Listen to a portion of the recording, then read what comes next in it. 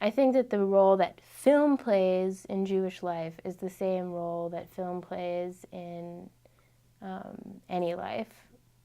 Um, like if you look at a Spike Lee film, you know, um, the way he builds characters in his films and how they really seem deeply rooted in a place and a world, and their language and speech, when you watch those films and you come from that world, is mirrored back to you in some capacity, um, with varying degrees of difference, you know?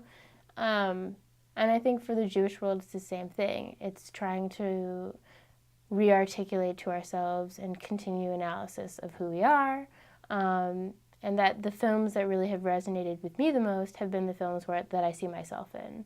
And that's the same for queer films too. When I watch them, do I find them to be authentic?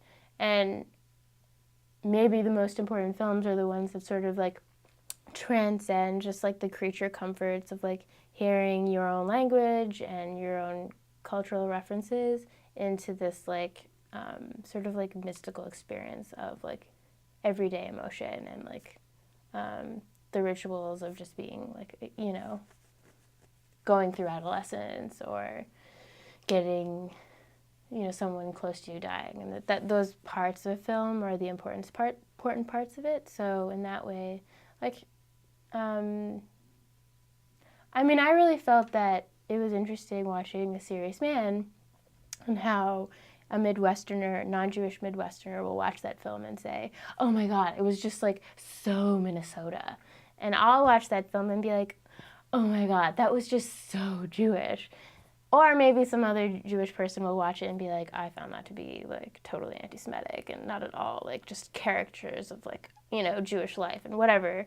And so I guess maybe, yeah, it's more complicated than that. But I thought that film sort of reflects like folklore in the Jewish community, and the scene where he's talking about the goy's teeth really, you know, feels like Jewish folklore to me, and feels authentic.